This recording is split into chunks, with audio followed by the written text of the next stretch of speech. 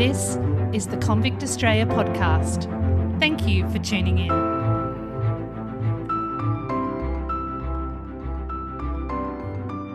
William Swallow dragged his sore, double-ironed legs up each rung of the ladder, climbing from the depths of the ship. He could hear the water slapping against the side of the Cyprus. As his head emerged through the hatch, sunlight struck his face like a warm embrace. He squinted, blue eyes adjusting to the glare. Air! Fresh air! He took a long, deep breath, holding it in his lungs, before turning to help his fellow convicts. Time on deck was granted in shifts. Swallow, along with Pennell, McKern and Jones, shuffled along the deck, their leg irons clanking in unison. A sharp breeze sent a chill up their spines, but none of them cared. They were grateful just to be out of the dark, vermin-infested hold below, where stench, disease and cramped quarters made every minute a misery. They weren't the only convicts on deck. Swallow spotted Ferguson assisting the carpenter, now fetter-free. Skilled convicts were often brought up to help with work. Before becoming convict number 323, Swallow had been a mariner and served in the Royal Navy. He'd spent most of his life on boats. That was until he was caught in possession of stolen goods on the 22nd of October 1820. He was 5 feet, 8 3/4 inches tall, with brown hair and small scars on his nose and chin. His maritime skills made him valuable. He was frequently released from his irons to assist the crew, often sleeping among them instead of below deck. It was a risk. In 1822, Swallow had stolen a schooner in an escape attempt. He was caught, sentenced to 150 lashes, and ordered to the dreaded penal station of Macquarie Harbour, exactly where the Cyprus was now headed. Swallow had first boarded the Cyprus at Hobart Town, along with about 30 other prisoners destined for the penal settlement of Macquarie Harbour. The station was on Sarah Island and had a reputation as one of the harshest places of banishment in Australia. But Swallow knew this all too well. This wasn't his first time, and he had no desire to go back. It was August when the Cyprus pulled into the sheltered cove of Research Bay. Besides being bitterly cold, the wind was strong and had been pushing the ship to breaking point. Both Swallow and Ferguson had been ordered to help the crew try and navigate through the westerly gale. The Cyprus had only recently been repaired. It wasn't long before Captain Harrison gave the orders to change route and seek shelter in Research Bay. There they would stay until the weather grew calmer. As Swallow shuffled around the deck, he looked out across the water and noted that the ship's small boat was a couple of 100 yards away. It had been a much calmer day and was now approaching evening. He could see that the men in the little boat were fishing. On board were Lieutenant Carew, Mr. Byrne, the mate, Mr. Williams, the surgeon, a soldier, and one of the prisoners named Popjoy. Without them, the Cyprus was relatively quiet. Only 2 sentinels were on deck watching over the ship, holding their muskets with fixed bayonets. There was also a lone soldier without arms. The rest of the soldiers and the sergeant were all below deck having their supper, while Mrs. Carew and the master had retired to their private cabins. Swallow furtively looked around and eventually locked eyes with Ferguson. They exchanged a knowing look. It was now or never. They'd already let so many opportunities pass them by, and who knew if they would get another. Ferguson raised the call. Swallow and his convict mates charged into action, adrenaline pumping through their veins. The men rushed the two sentinels, knocking them down to the ground, and seized their weapons. One of the sentinels, named Scully, tried to put up a fight, but received several blows to the head. Swallow and his mates quickly released themselves from the heavy irons around their ankles. They rushed to open the hatchway, giving freedom to all the prisoners who had been secured down below. When the captain appeared on deck to see what all the clattering was about, they knocked him down. Once the prisoners were all on deck, they locked the hatchway so the rest of the soldiers were unable to come up. Loud shots rang in Swallow's ears, and his head whipped around in the direction of the sound. He ran towards it and realised it was coming from the hatchway.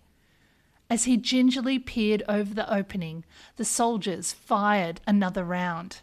Swallow quickly leapt back, but he wasn't fast enough. One shot had passed through the jacket of his uniform, narrowly missing him. To keep the soldiers at bay, and to prevent them from blowing off the lock, the prisoners grabbed buckets of boiling water and poured it down on them. Their screams pierced the air. The pirate convicts demanded that they surrender, but the soldiers refused. So one of the convicts threatened to pour lighted pitch down the hatchway and smoke them out.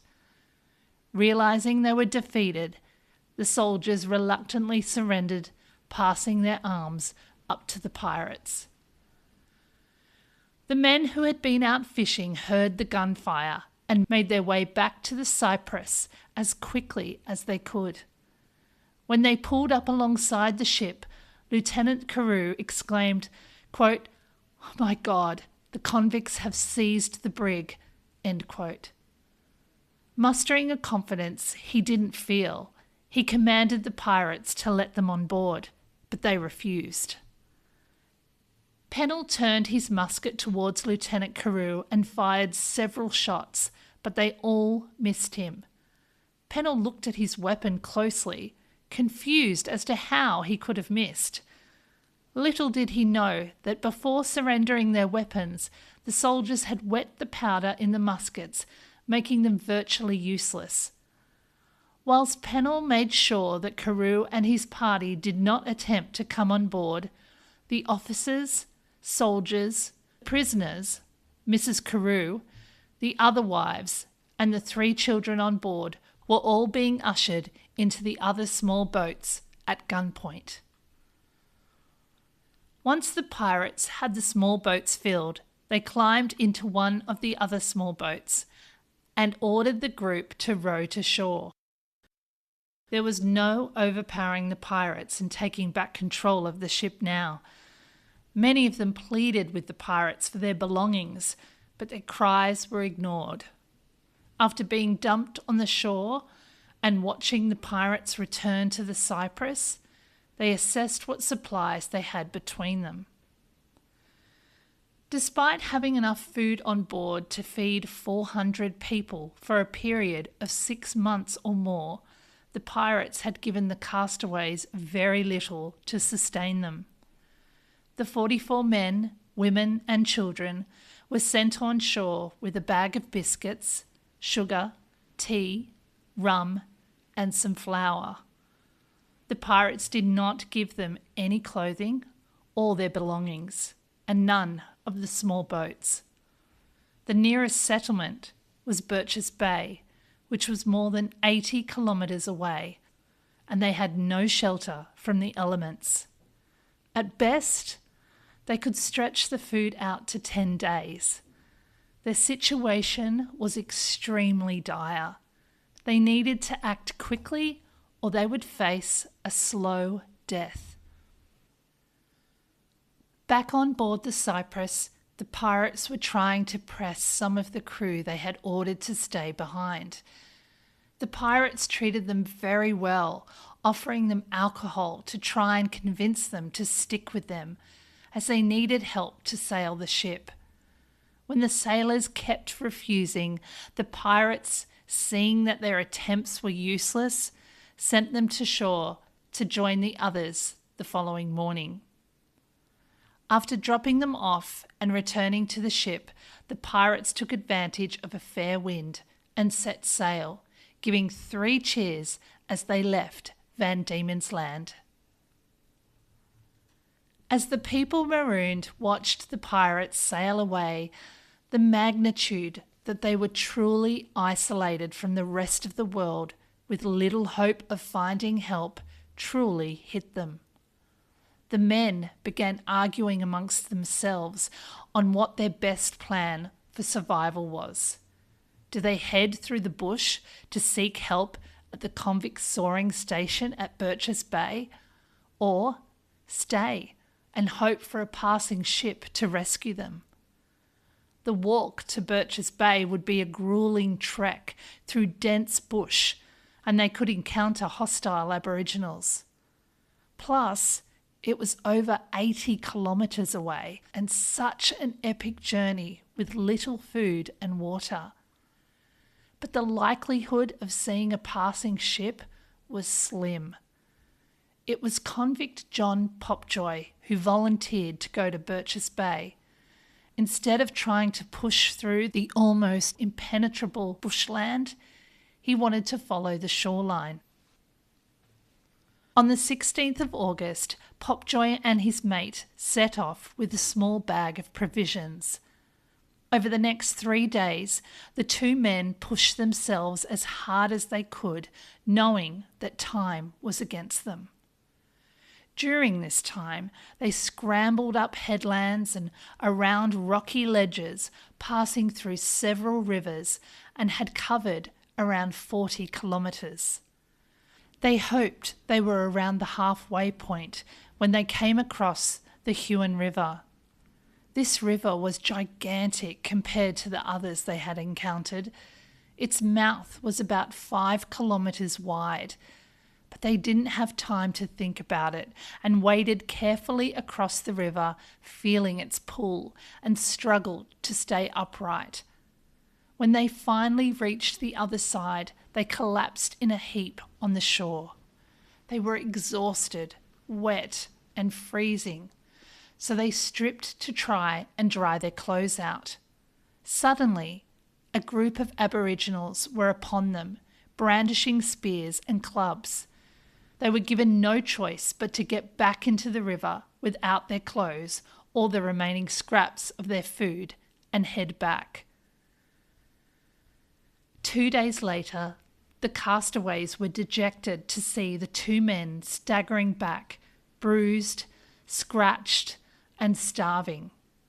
The looks of disappointment and desperation on everyone's faces must have been overwhelming. What would they do now? Another 5 men were sent through the bush to attempt to get to Hobart. Popjoy could not sit around and do nothing. He was not ready to give up. He had been agonising over their next move all the way back to camp. He had come up with a new plan, which was to build a canoe and row around the coast to Birches Bay. Among the group was a Welsh seaman named Tom Morgan. Inspired by Popjoy's unwavering belief that they could do it, he set about building a coracle, using only a penknife as his tool. He fashioned a boat from wattle, and they used a canvas as the lining, which they rubbed vigorously with a mix of wax and soap. As they carved out some paddles, Lieutenant Carew wrote a letter explaining their situation. When they were ready to sail, Carew handed the letter to Popjoy. If they were fortunate enough to be picked up by a passing ship, he was to hand it to the person in charge. As soon as the boat was ready, they pushed off and began their venture with the hopes of all the castaways weighing heavily down upon them. Popjoy and Morgan rowed their little coracle for days. The two men were exhausted. They'd had very little food and water, but knew they had to keep pushing on. The icy wind whipped through them, but the exertion of rowing kept them warm, the lives of the castaways ever present in their minds. Then finally, after they had travelled more than 20 kilometres, they spotted a ship in the distance. They could barely contain their joy and relief at the sight. It gave them a new surge of energy, and they began paddling harder, desperate to reach it. When they finally came alongside the Aurelia and shared their story and the letter from Carew, the captain began plans to rescue the castaways. The opossum was sent in search of the stranded castaways. When the ship arrived in Research Bay, they found them in a pitiful state. Their clothes were threadbare, their bodies gaunt, eyes sunken. They were teetering on the brink of starvation. The castaways reported that they had been living on mostly shellfish for days.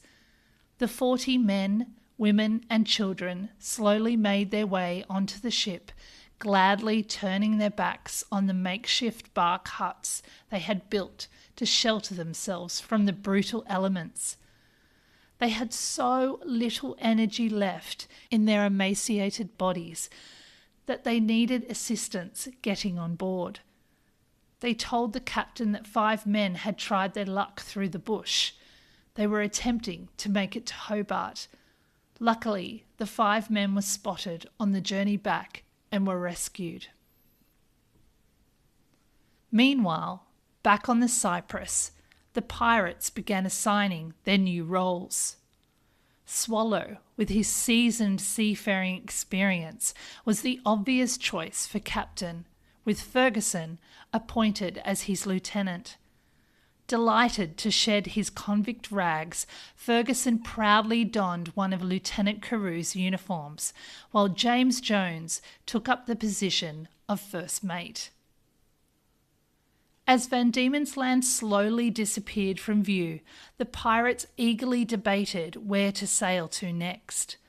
Most favoured America, but before any decision was made, Swallow took stock of their supplies.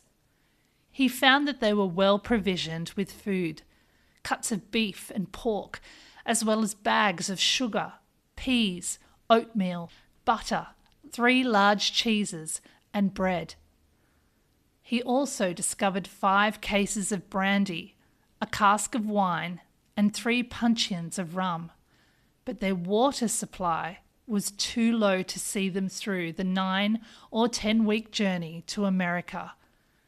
Swallow decided they would first steer for New Zealand, where they could replenish their stores before venturing further across the Pacific.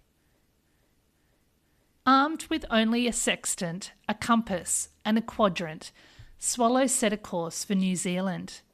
He had his work cut out for him. The Cyprus was a coastal transport and lacked any detailed charts of the Pacific region. Lacking a chronometer, Swallow was forced to calculate longitude with nothing more than a log line and sand glass, a crude method at best, and one notorious for leading ships to disaster when unseen coastlines loomed up far sooner than expected. With only a handful of men who knew their way around a vessel, they were forced to teach the rest of the convicts the basics of seamanship as they went. Most crews of the time operated in watches, 4-hour shifts that meant no one ever enjoyed a full night's sleep. The system kept the ship running smoothly. It also served another purpose. It kept the men busy, leaving little time for idleness or quarrels. It wasn't long before the snow-capped mountains of New Zealand came into view, and they sailed straight into harbour. Before going ashore, they set about disguising the ship. The wooden figurehead was unceremoniously sawn off, and the sides of the vessel painted black.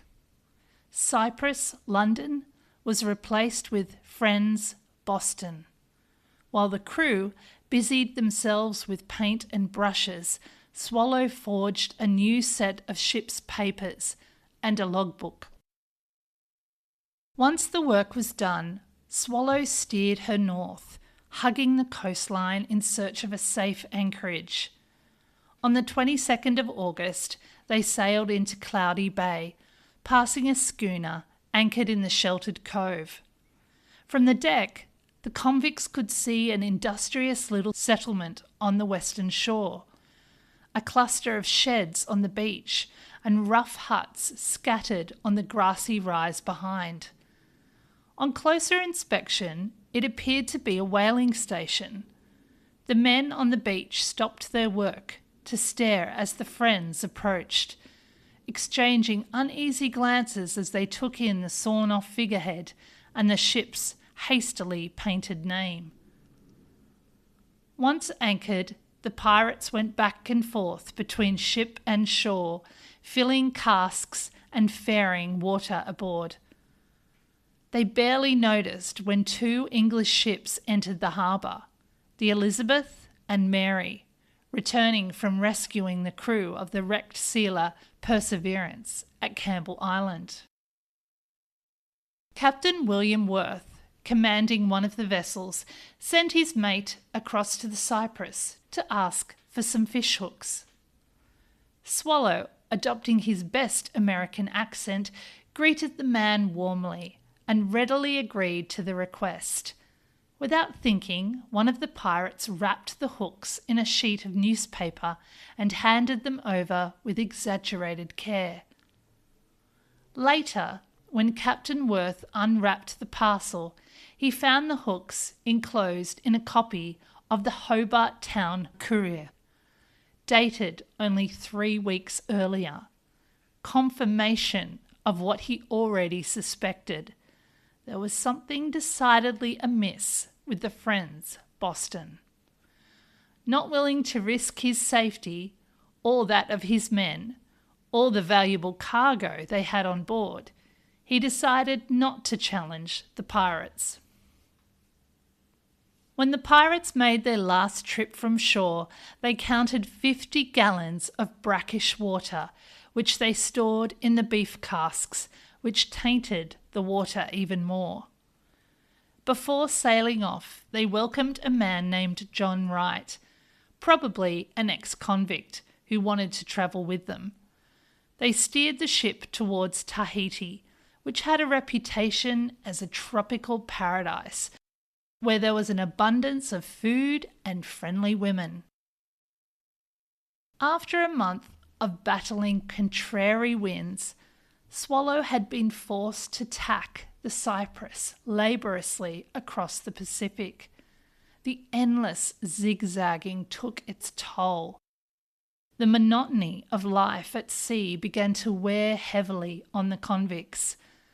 When at last they sighted the green outline of Tahiti, their spirits briefly lifted, only to fall again when strong southeasterly trade winds prevented them from entering Matavai Bay, the island's principal harbour.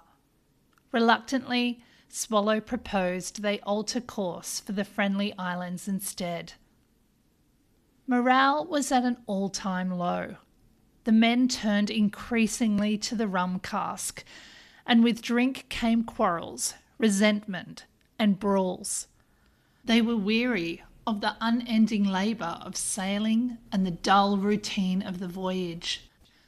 Fortune, however, was momentarily with them. The winds proved fair, and they made good time. On arrival, they were met with warmth and hospitality. Living among the islanders was an American who had been shipwrecked there years earlier. He served as their interpreter and helped ease relations.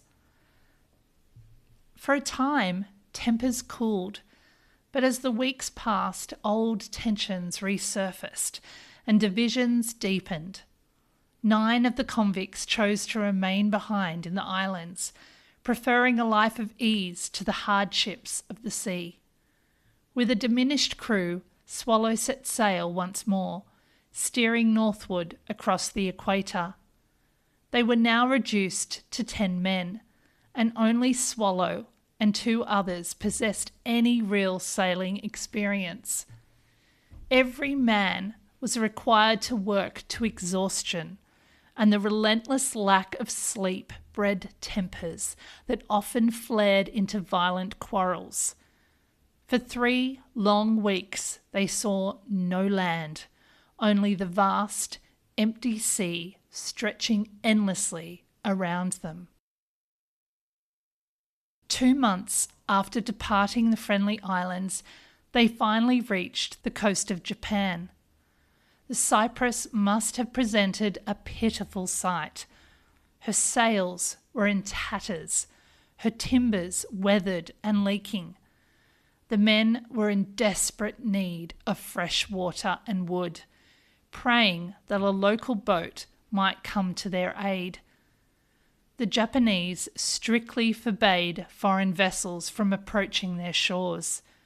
Any outsiders who landed risked immediate execution. The only exception was made for Dutch traders, who were permitted to conduct limited commerce from the tiny artificial island of Dejima in Nagasaki harbour. They dropped anchor in a small, sheltered bay, grateful at last for calm water. It wasn't long before an official-looking boat approached from the shore. A Japanese chief came aboard, a stern, dignified man who could not speak English, but gestured for the crew to write a letter stating their intentions. Once this was done, he took the paper and departed without a word. The pirates waited anxiously for his return. In the letter, Swallow had requested wood and water, assuring the authorities they were willing to trade anything they possessed and would then be on their way. The chief returned 4 hours later. He handed back their letter, and with a thud, he placed a cannonball on the deck at their feet. The message was unmistakable. If the Cyprus did not leave Japanese waters by sunset, they would be fired upon. Swallow immediately called the men to action, readying the ship to leave. All they needed now was a favourable wind, but the air was still. As time quickly ticked by, Swallow willed the universe to send even the faintest gust to carry them clear of danger. None came. The Cyprus lay motionless, helpless in the glassy water, while on shore the Japanese prepared their attack. As the sun began to sink, their anxiety grew. Beads of sweat trickled down Swallow's back as he prayed the Japanese might show mercy, that they would see the Cyprus's tattered sails and take pity on their plight. But as the last light faded from the sky, every boat in the harbour slowly turned towards them. Then came the flash. A deafening volley split the air as some 50 boats, joined by the guns of the fort, opened fire. Swallow reached for his spyglass, but a passing shot from a musketoon knocked it from his hand. Swallow screamed at the men to get down. They threw themselves to the deck, scrambling for cover as the next round of fire roared across the bay. Then, out of nowhere, a light breeze whispered across the deck. Swallow sprang into action, shouting for the men to haul up the anchor. He took the helm, guiding the ship slowly out toward open water. Their escape was agonizingly slow, but as soon as the Japanese saw the Cyprus inching away, the firing ceased.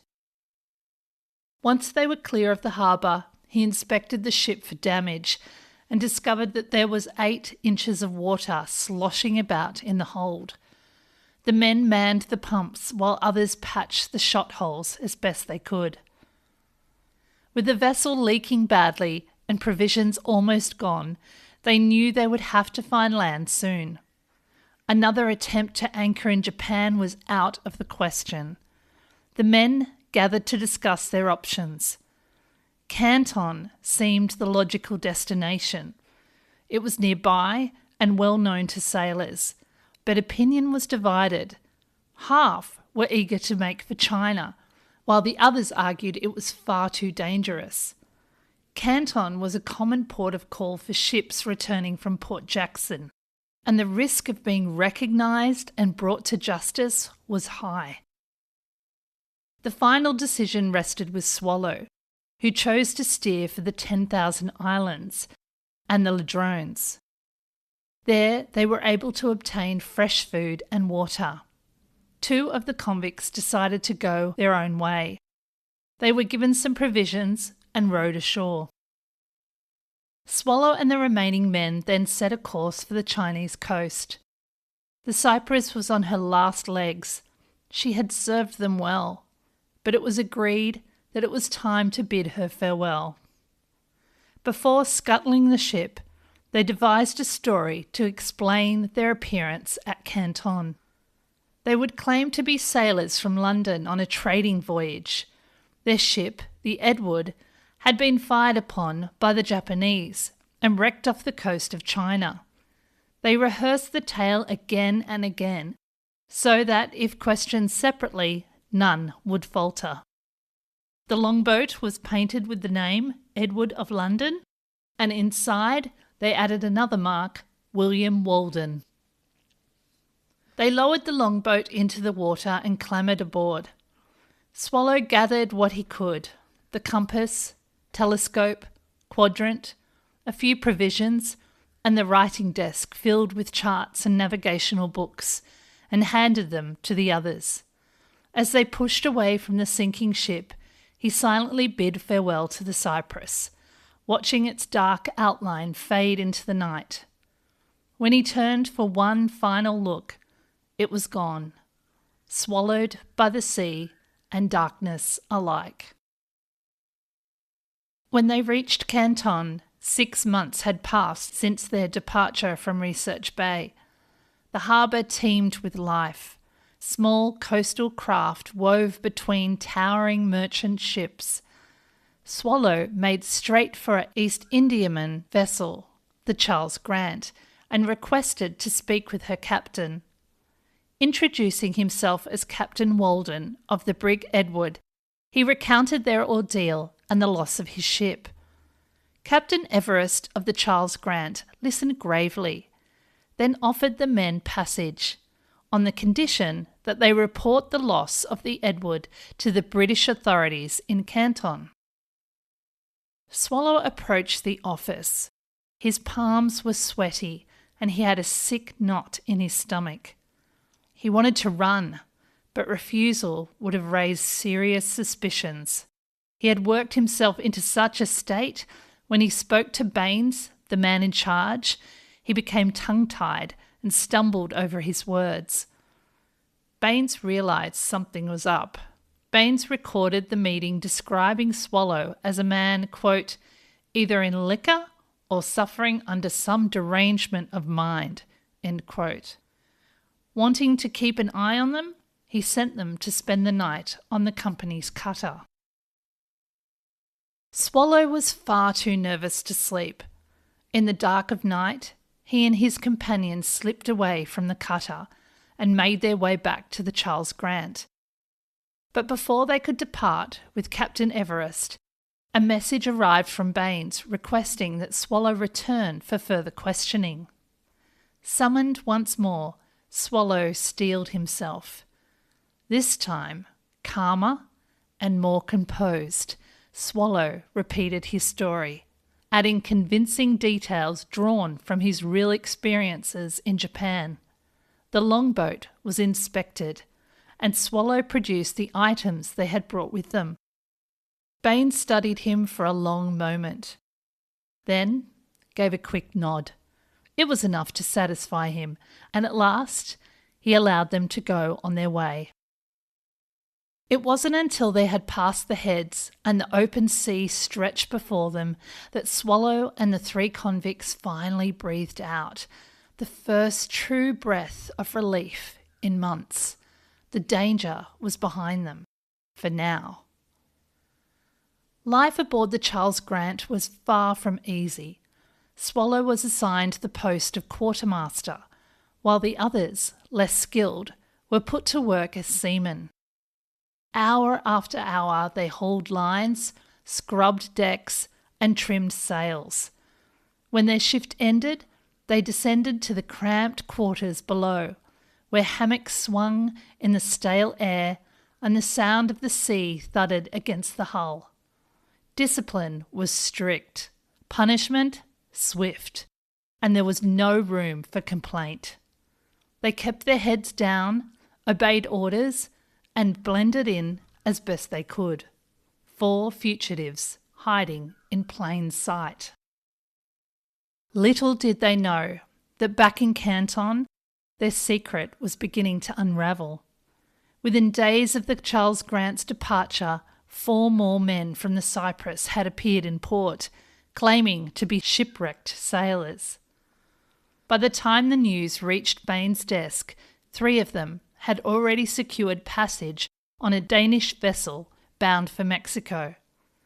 The 4th, Davis, wasn't so lucky.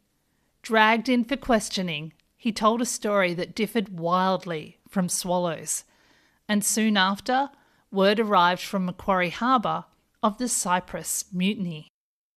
The truth was becoming impossible to ignore when 2 more of the Cyprus convicts, Denner and Thacker, surfaced in Canton. Baines no longer had any doubt. Piece by piece, the deception fell into place. Without delay, Baines drafted letters to London, detailing the impostors' claims and the growing evidence of their crime. Under further interrogation, Denner finally broke and confessed everything. A world away, aboard the Charles Grant, Swallow and his 3 companions remained blissfully unaware of the storm gathering behind them. Yet as they neared London, Swallow's unease grew. Each passing mile brought them closer to civilization and exposure. They needed money, and quickly. One by one, they began selling off items taken from the Cyprus. Watts traded a bundle of women's clothing that had belonged to Lieutenant Carew's wife. Another man sold a soldier's shirt, and Swallow, himself, parted with the ship's writing desk.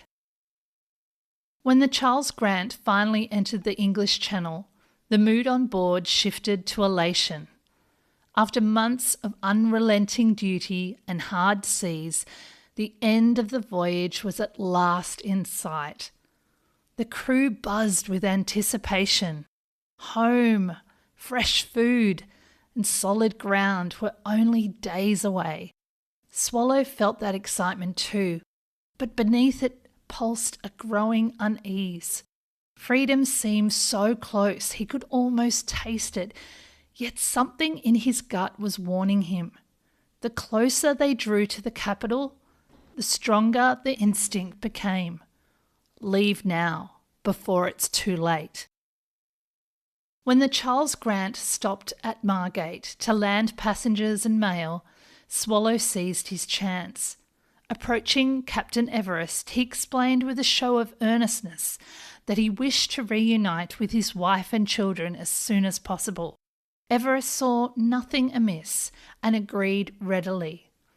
Swallow said his goodbyes, parted ways with his 3 companions, and stepped ashore, believing he had slipped quietly into freedom, unaware of the trap already tightening across the empire. When the Charles Grant docked 2 days later, on the 9th of September 1830, in London, the Thames police were already waiting. His companions, Beveridge, Watts and Stevenson were escorted to the Thames Police Office on suspicion of having committed a felony. The letters from Baines had arrived before them on board the Kelly Castle, the same vessel that had brought Davis back. The men were taken into custody and separated. One by one, they were questioned by Magistrate Ballantyne. Their stories were mostly consistent, but small details shifted from man to man, just enough to make the authorities doubt their truthfulness. Later, when they were brought face to face with Davis, the four men acted like strangers, feigning no knowledge of one another. Just as the police were trying to hunt down authorities to identify them, an unexpected figure came forth: John Popjoy. Popjoy had in fact been in London for months. After receiving his pardon for bravery, he had joined the crew of the Hugh Crawford, only to be dismissed soon after, quote, on account of bad character, end quote. He signed on next with the Ionia, but upon reaching London, his fortunes faltered again. He was arrested for attempting to break into a house.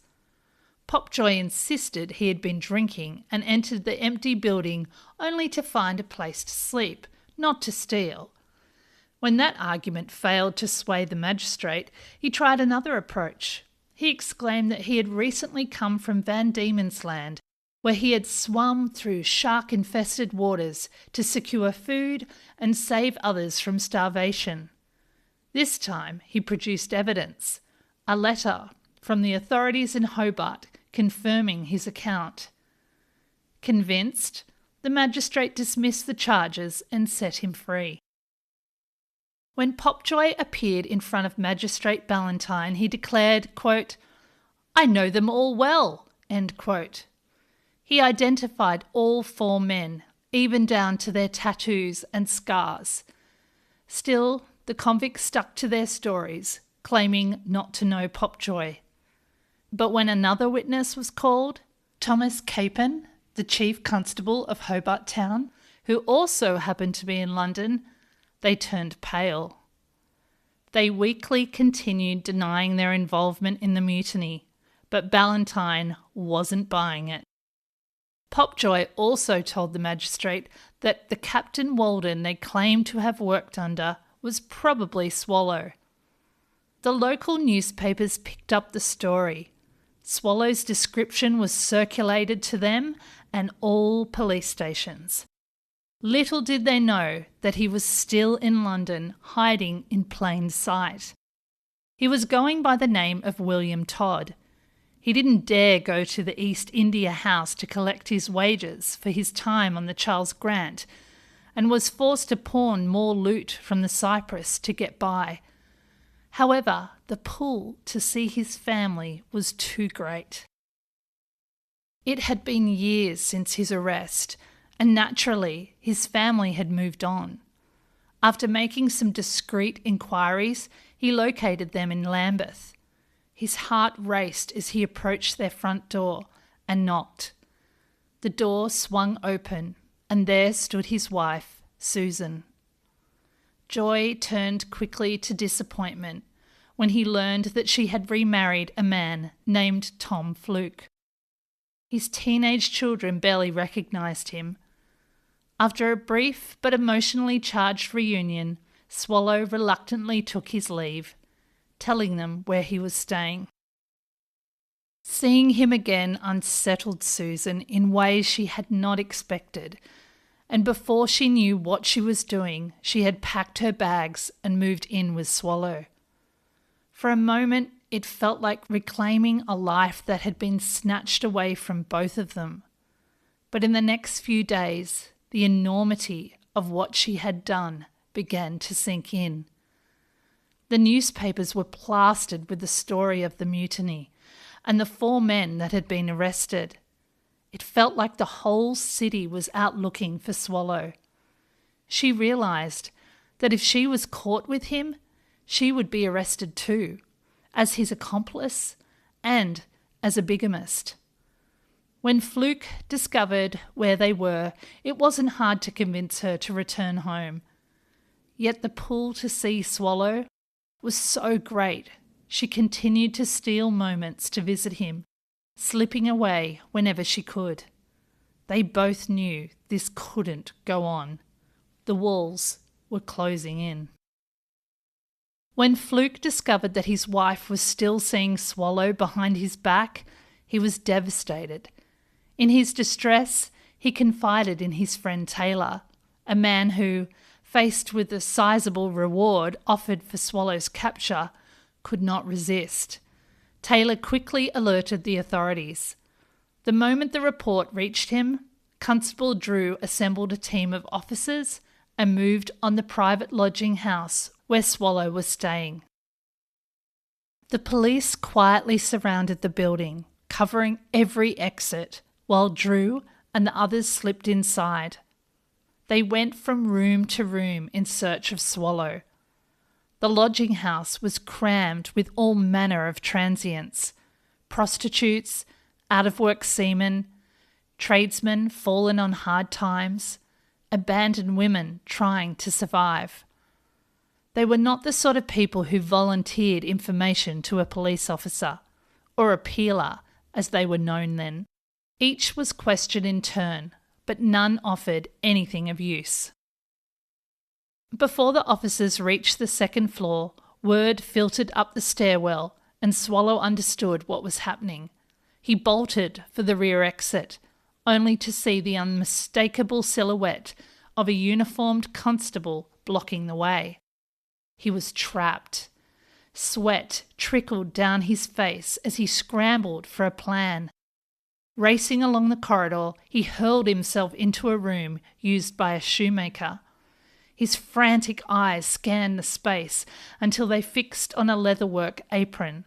He slapped it over his head, sat himself at the cobbler's bench, and tried to steady his breathing just as the police burst in. Summoning a confidence he did not feel, Swallow looked up in feigned surprise. When Drew demanded his name, he answered, "Watson," insisting he had committed no offence. Drew was almost satisfied. Almost. He called for the landlady to confirm his identity. Swallow fought to maintain his composure, though he felt faint. The landlady confirmed that he was Watson, but seemed puzzled to find him in that room. It belonged to her son-in-law, she explained, and promptly led the officers to the tiny chamber she had actually rented to Watson for 3 shillings a week. Inside the room were very few personal belongings, but he did find 3 pawnbrokers' tickets. One was for a quadrant issued to William Walden.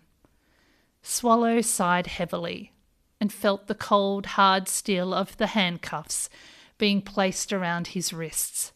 The jig was up. When he was finally brought before the bench to be identified, he astonished everyone present by offering a full confession. Despite repeated warnings not to say a word before his trial, he insisted on speaking.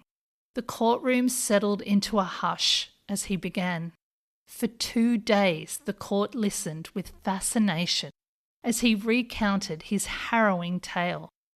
Swallow started at the beginning, recounting his early offences, each misstep that had carried him further from home, until he found himself condemned to the desolation of Macquarie Harbour. When he reached the Mutiny, the room leaned in. Swallow described the days leading up to it, insisting he had been gravely ill. He told the court he had been dragged up onto the deck and threatened with death if he refused to navigate the vessel away. In his telling, he felt he had no choice. His life had been held in the balance. He recounted each moment of the voyage in painstaking detail. The long nights, the fear that gnawed at him, the desperate decisions made under threat. Again and again he returned to the same point. the men held his life in their hands, and he acted only to survive. Throughout his testimony, he spared every man except Davis, offering no accusation toward any other convict. By the time he finished, the court was utterly still. Whether they believed him or not, the story had captivated them. Exhausted, Swallow was led back to his cell. When the day of the trial finally arrived, Popjoy was called as a witness. He told the court that all 5 men had been active participants in the mutiny. When Dr. Williams, the ship's surgeon to the Cyprus, was called to the stand, he said that he had overheard Swallow say at the time, quote, "You see, gentlemen, I am a pressed man. I am unarmed and surrounded by armed men." End quote. He also added that Ferguson had been the ringleader. More witnesses followed. Of the 5, Swallow was the only one who mounted any defence. At last the jury retired. The men waited through 2 agonising hours, listening to the muffled sounds of the court beyond, wondering what shape their futures would take. When the jurors returned, the verdicts were delivered one by one. Cries of guilty rang out for Davis, Watts, Beveridge, then Stevenson. Swallow held his breath and gripped the edge of the bench until his knuckles whitened. When the words, "not guilty," finally sounded through the court, he could scarcely believe what he had heard. A long, shuddering breath escaped him.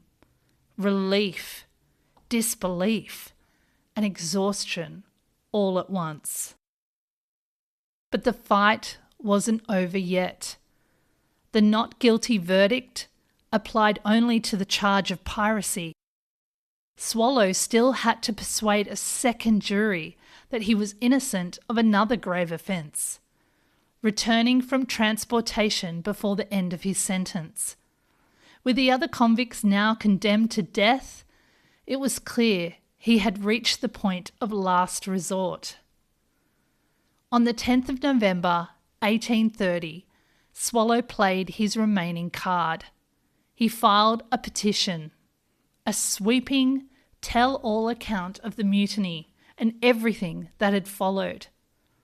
This time, he held nothing back. He named names, identified roles, and told the authorities precisely where the remaining mutineers could be found. He also attempted to shore up the weakest parts of his defence, the question of why he had not alerted officials in Canton or even upon first arriving in London. In his petition, he claimed he had been waiting until he reached London and until Dr. Williams arrived, as the doctor could corroborate his story. Yet the explanation raised its own troubling question, one the authorities could not ignore. How could Swallow have known the doctor was on his way at all? As Swallow passed his days in a lice-ridden cell, waiting for his next appearance in court, Davis and Watts were led to their execution. All 4 convicts had attempted to appeal their sentences. Beveridge and Stevenson succeeded. Their punishments were reduced to transportation, but Davis and Watts were not so fortunate. On a grey morning, they were taken from their cells and escorted to the gallows erected on the waterfront by the Thames. A great crowd had gathered, labourers, watermen, curious onlookers, women, and even children hoisted onto shoulders, all drawn by the grim spectacle. The prisoners' hands were bound behind their backs, and the nooses were slipped over their necks. They became the last 2 people to be hanged in Britain for piracy. Word of the executions must have reached Swallow soon enough. Alone in the stench and gloom of his cell, he had nothing but time to think about their fate, and unless he succeeded in the courtroom, it might soon be his as well. When Swallow finally stood before the court, the jury were unmoved by his story. He was found guilty and sentenced to death, though the sentence was later commuted to transportation for life. Returned first to Sydney, he was then sent on to Van Diemen's Land.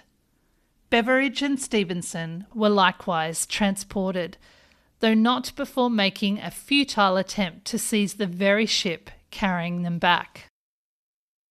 After the trial, Popjoy continued to push the government for further rewards, insisting that the convictions had relied on his evidence.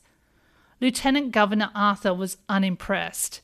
He wrote, quote, "When all the details were before me, not the slightest doubt remained in my mind that Lieutenant Carew was induced to leave the Cyprus by Popjoy, who was certainly acquainted with the intention of the other convicts to seize the vessel, and I am confident so bad was his character that his associates subsequently refused to allow him to proceed with them in their perilous voyage." End quote. In 1833, Popjoy's luck finally ran out. The ship carrying him home from Quebec struck a sandbank and went down. Swept overboard in the chaos, he drowned. The following year, Swallow contracted tuberculosis and was admitted to the prison hospital, where he drew his last laboured breath. He was buried in an unmarked grave on the Isle of the Dead. In the years that followed, more and more of the Cyprus convicts were captured.